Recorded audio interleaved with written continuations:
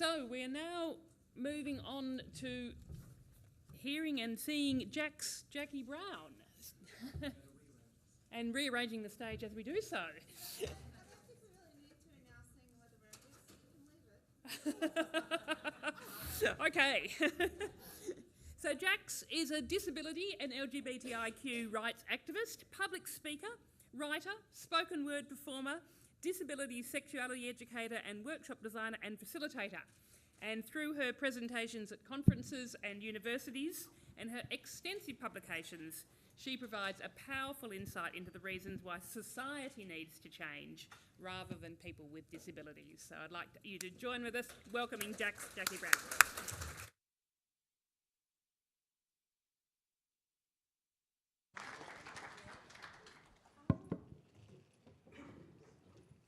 Am I on yet? Cool. Did you all watch how butch I was pushing myself up that ramp? Yep, yep.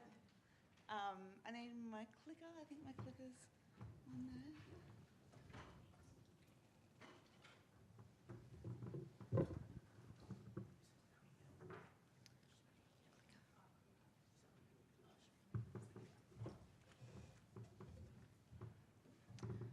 And my PowerPoint as well.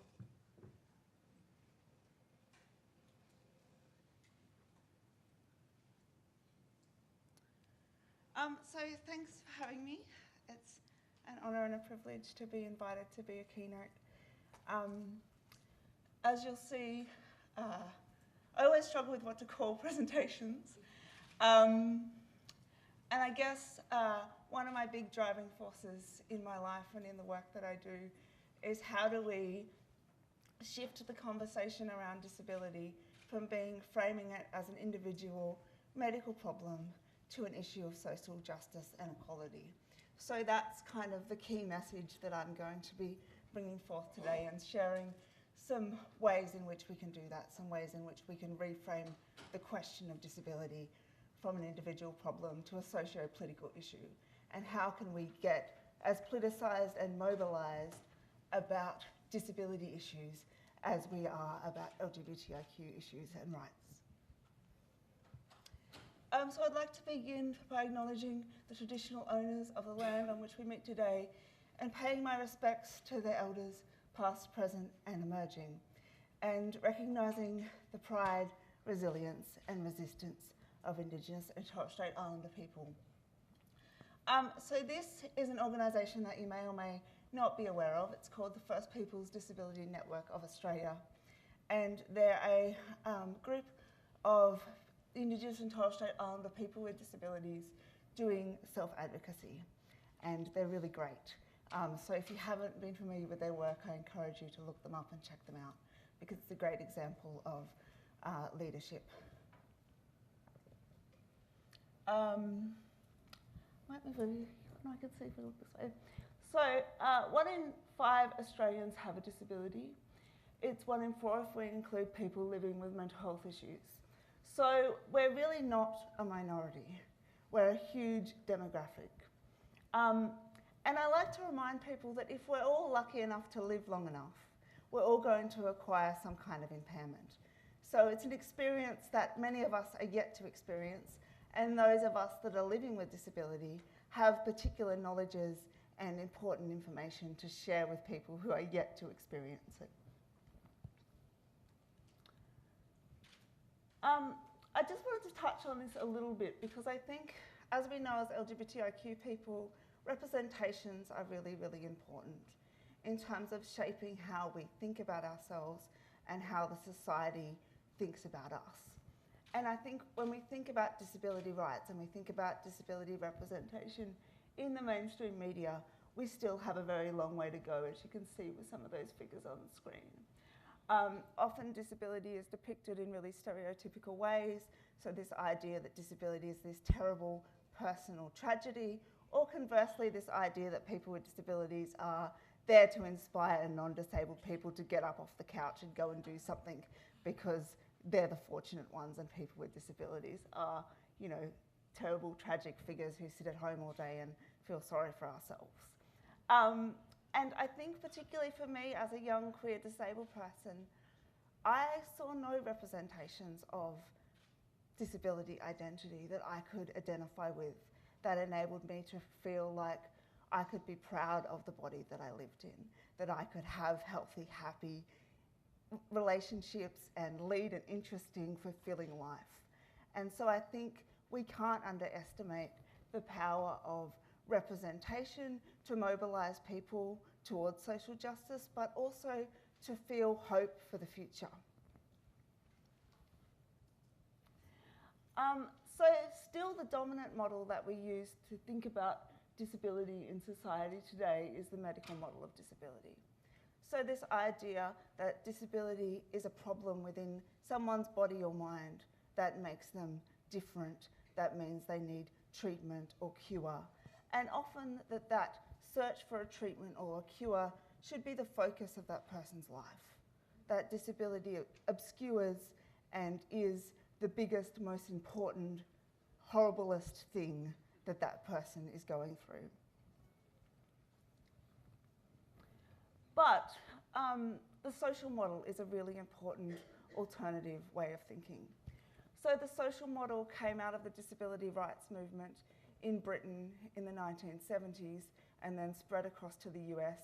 And it's had a little bit less traction in Australia, where we still often like to think of it as a medical individual issue.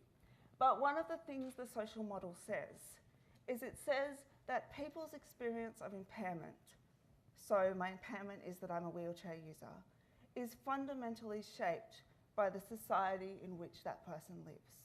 So whether or not this stage has a ramp is a kind of really concrete example, whether or not the tram out the front is accessible, whether or not buildings are accessible, but also the society's attitudes around disability. So those media representations, again, are a really important example of that. The ideas people might hold, either consciously or unconsciously, about what it might be like to live with impairment, all shape the kinds of relationships I can have, the kinds of interactions I have in the world, people's expectations of me, and indeed people with disabilities' expectations of themselves often too. So the social model really asks us to think about the person in the situation and society that they're in, and asks us to reframe this question of disability not being about the body or the mind, but also the society in which a person lives. And it says, yes, you can have your impairment experience, and yes, that experience can be hard and challenging, but the society in which you are in shapes what that means and how you experience that as well. So it really reframes disability as not being about illness or capacity, but being about rights. And I think that that is really exciting. And particularly for me, when I first discovered disability rights when I was in my 20s, I remember the day actually that I picked up my first disability rights text. I was in a tiny TAFE doing the equivalent of my HSE, and I wheeled down this really narrow aisle, and I went past the LGBTIQ books, which were under the title of Deviance at the time. And I found this tiny disability section, and I picked up a book that was a sociological study of disability that outlined the social model and a little bit on disability rights. And it wasn't a very intersectional text. It wasn't a very radical text, considering what I've read since then, but it outlined this way for me to start to articulate some of the very real, concrete barriers that I was coming up against in my small regional town, of buildings being heritage listed and me not being able to access them, of some of the social stigma around disability that my friends and family were holding towards me, as not being a problem of me, as being an issue to do with that society and a history that has excluded people with non-normative bodies and minds. So I don't think we can underestimate the power and importance of that shift, both for people currently living with disability, but also for allies.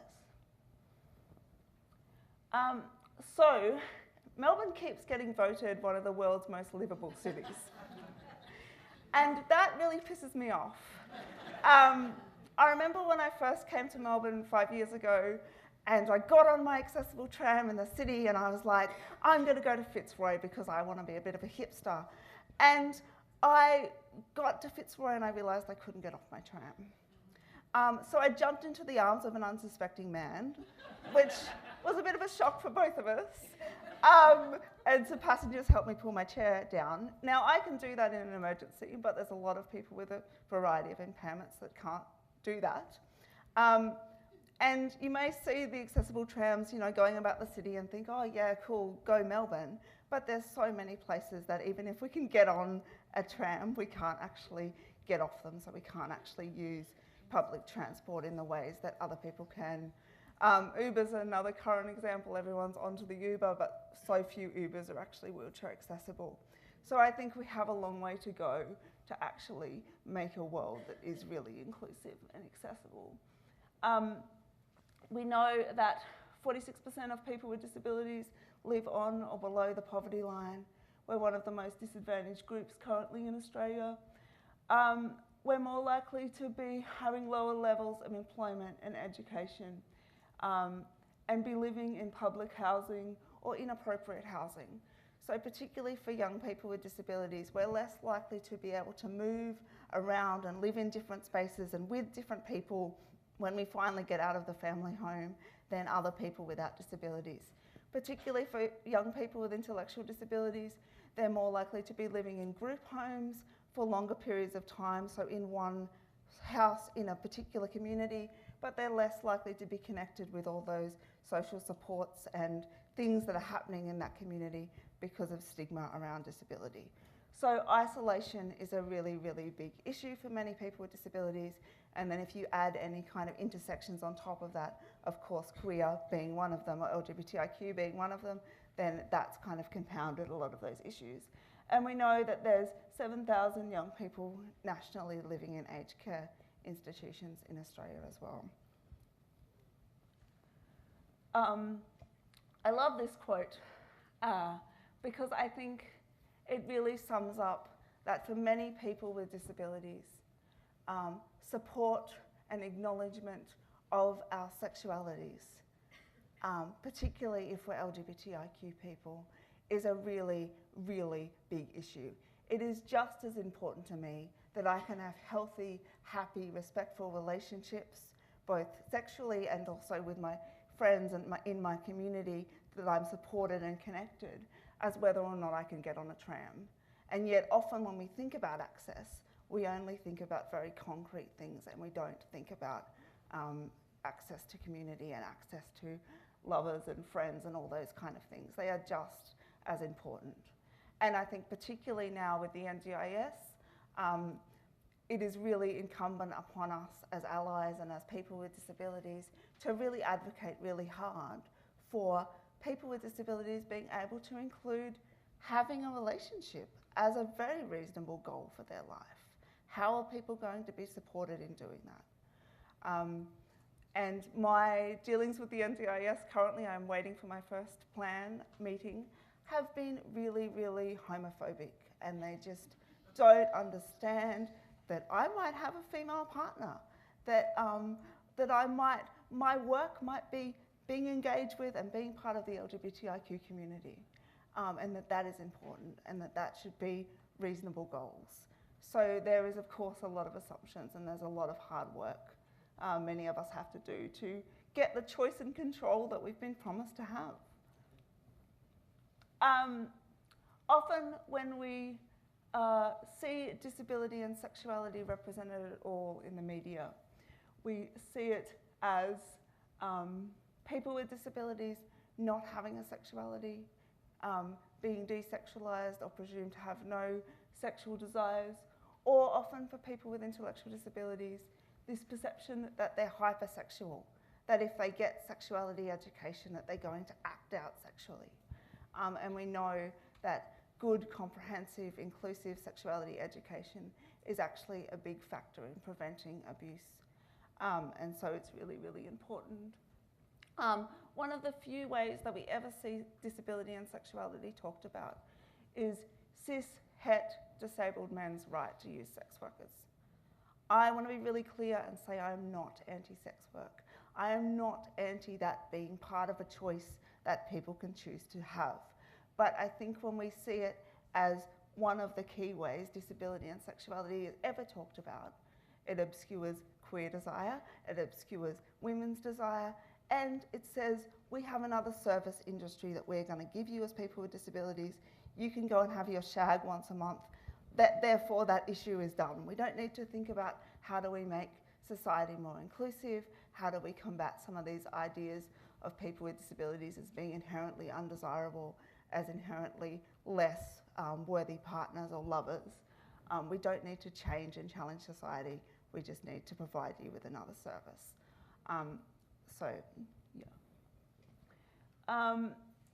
This is just a really quick summary. Of course, it's far more nuanced than this.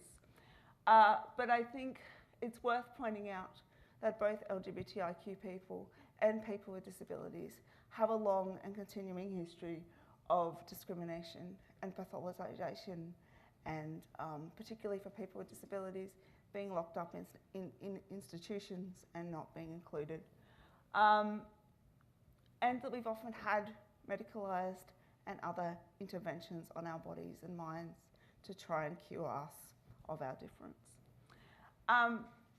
Particularly for me, and I know for a lot of other LGBTIQ people with disabilities, developing a sense of yourself as a whole nuanced person where these things are elements of pride and no longer shame has been really, really profound in terms of being able to integrate who you are. And coming out, which sounds kind of strange because my impairment is super visible, but I find there's some similarities with this perpetual notion of having to come out as queer, even though I'm flagging pretty hard.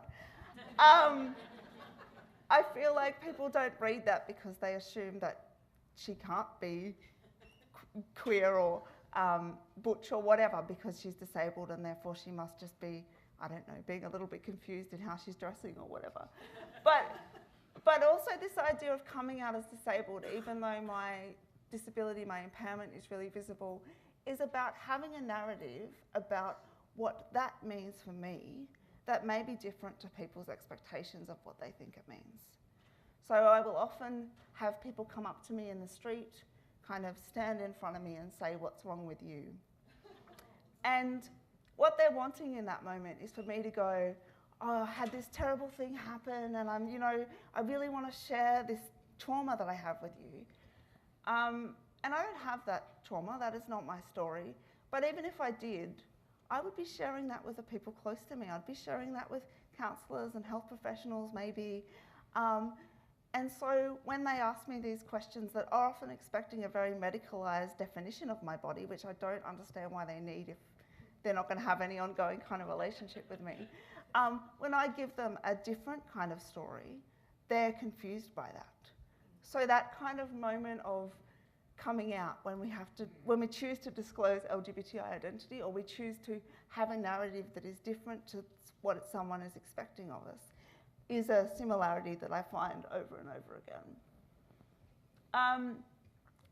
Sex education and access.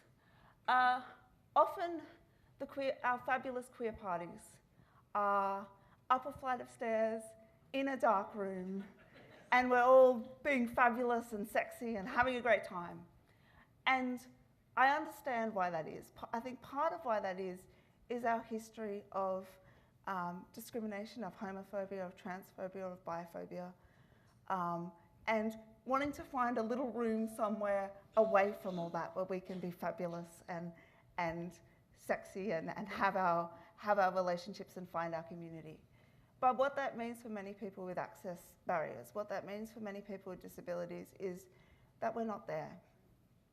And so when I do find a fabulous, accessible queer party and I go along, I still often am met with surprise,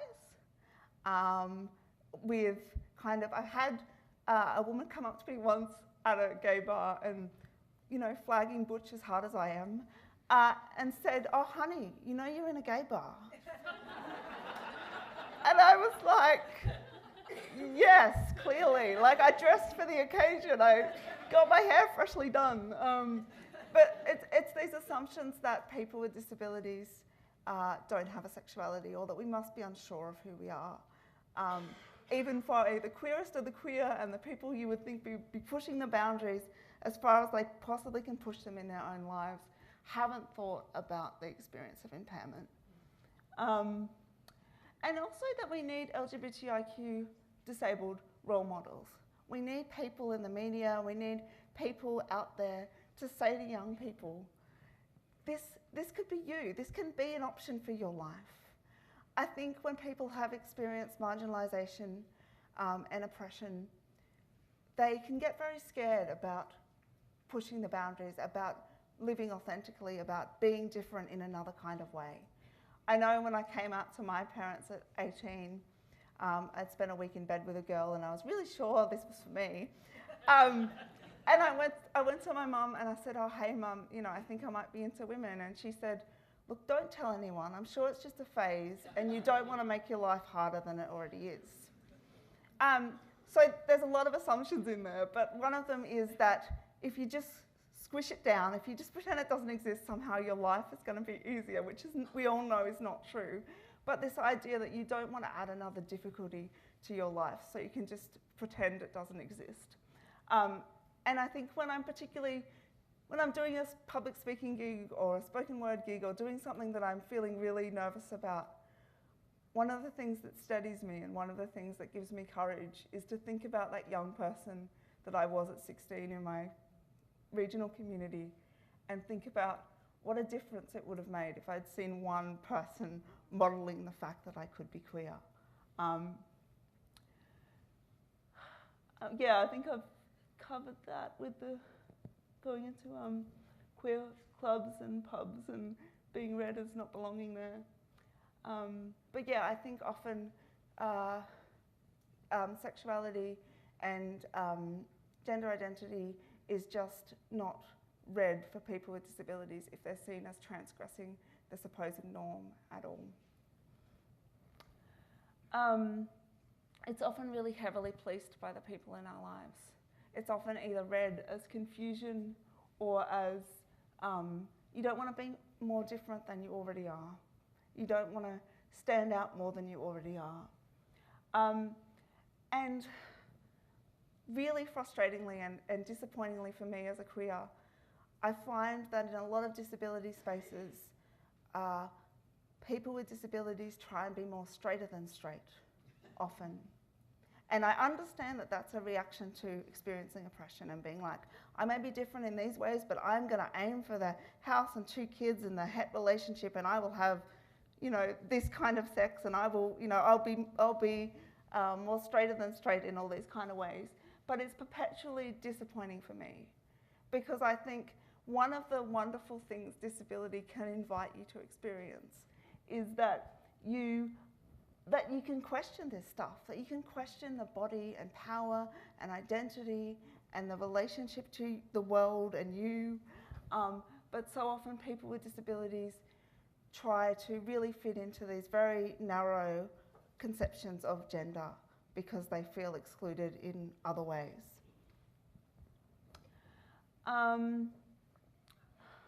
Sex in the NDIS is a big issue at the moment. I think that we need to be thinking about how do we support young people with intellectual disabilities, how do we support young people with disabilities to access pubs and clubs, to engage in internet dating, to have a go on Tinder, to do all that stuff that our peers are doing, and be supported to do that. The NDIS for a lot of queer people with disabilities is a really, really difficult space because it's often being managed by religious organisations, so our local area coordinators are often religious organisations. And not necessarily that they have to be homophobic, but often there is a lack of awareness around what it might be like for an LGBTIQ person. So when I rung up to register for the NDIS, the woman on the other end of the phone said, oh, so do you have a partner and what does he do for work? And it may sound like a little thing, but those kind of assumptions that are built into questions are really, really, you have to come out and you have to speak back to that in that moment, and you shouldn't have to. Barriers to health and accessing health services are, of course, poverty, transport issues, often having less health knowledge, particularly around your sexuality and gender identity, than other people. And also a history of trauma around the medical profession. Like, a lot of us have had an ongoing experience of having our bodies, having things done to our bodies from a very early age. And so often going into a doctor's surgery, going into a hospital is a really, really unsafe space, and we often have to advocate really hard for our rights in a time when we're often feeling really vulnerable. So I think it's really important to acknowledge that as well. Ways to make spaces and health services more inclusive. I think one of the key ones for whatever service people might be working in is to not focus on the person's disability or impairment if that's not the reason they've come to you. Like, to really wait for that person to tell you what it means for them to live in their body or with their mind or whatever, and to not want to find out a particular diagnosis if that's not why somebody's there. It sounds really simple, but all too often when I go to a GP or when I interact with a service, they want to know why I'm in a wheelchair, and it's like, well, I'm actually here to see a counsellor or to do something else that may be related to this, but maybe not at all. I would also say that I have a lot of people say to me after I've done a talk or I've done something that they think is interesting, they'll come up and they'll say things like, I don't even see that you're in a wheelchair. I don't even notice it.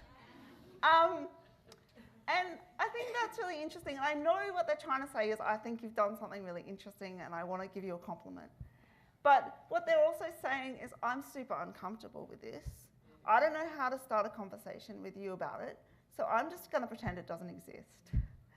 And that means that I feel like I've got a whole area of my life and my experience and how I move through the world, and that I can't even share because that person is saying to me, I'm so uncomfortable, I just need to pretend it's not even there. So see difference, whatever that difference is, and respect it, and don't deny that it's there, and let that person tell you their story when they want to, in the ways that they want to. Let them give meaning to their identities. I think that that's really, really important. I would say understand disability, disadvantage, so understand some of those statistics I gave before, and understand the types of disadvantage and how it occurs because of the inaccessible world that we live in. And also reflect on your beliefs about disability. And notice the ways in which it's framed in the media. So think about, is that perpetuating tragedy or inspiration? Start to be aware of some of those things because they're really important. There's my contact details. I see this little presentation as kind of hopefully the beginning of a conversation, and getting you thinking maybe about things that you haven't thought about before, or thinking more deeply about things you've been pondering for a while, or just wanting to have more of a conversation with me. So please keep in contact, and might have time for a couple of questions.